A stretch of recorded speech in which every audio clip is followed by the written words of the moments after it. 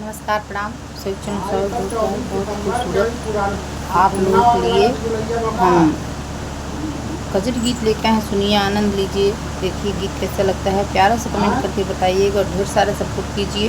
पति पत्नी का नोक झोंक है तो आप लोग सुनिए, आनंद लीजिए और आशीर्वाद ज़रूर दीजिए। देखिए एक पत्नी कैसे अपने पति के शराब पीने से परेशान है। गीत के माध्यम से सुनिए। धन्यवाद।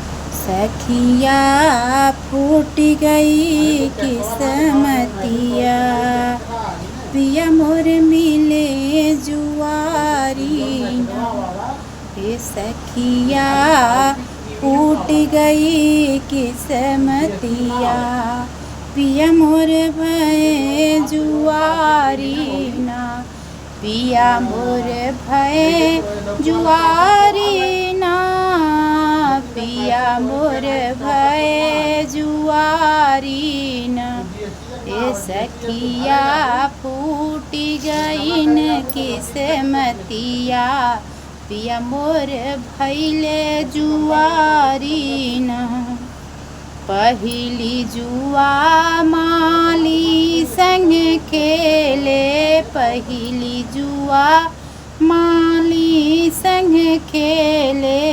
बागो हारे बगीचऊ हारे, बागऊ हारे बगीचऊ हारे।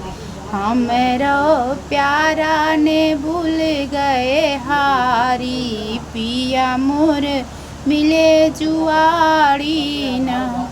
तो हमेरा प्यारा ने भूल गए हारी, पिया मोर मिले जुआरी ना।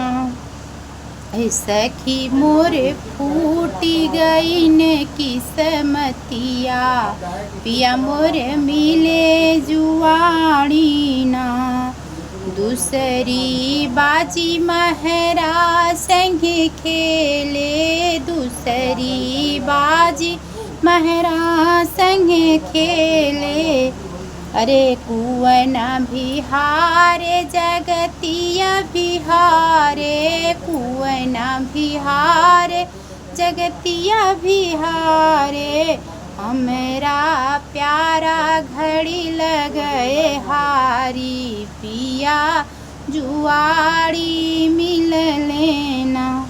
हे सखिया फूटी गईन किस्मतिया, पिया जुआरी मिल लेना।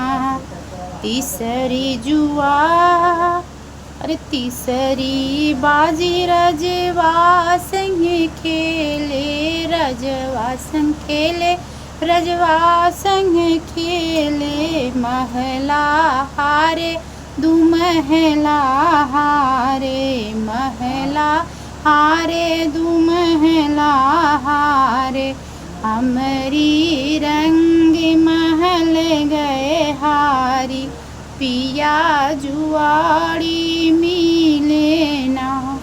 हमरी रंग महल गए हारी, पिया तो जुआरी मिल लेना। ए सखी मोर फूटी गईन किस्मतिया, पिया जुआरी मिल लेना। चौथी बाजी हमरे सैया संग खेल ले, चौथी बाजी हमरे भैया संग खेल ले। भैया संग खेल ले हो, भैया संग खेल ले। तालऊ हारे तलैयऊ हारे, हमरी प्यारी ननद गए हारी, पिया मोर मिले जुआरी ना। सखी मोर फूटी गई न किस्मतिया, पिया मोर मिले न जुआरी ना। धन्यवाद।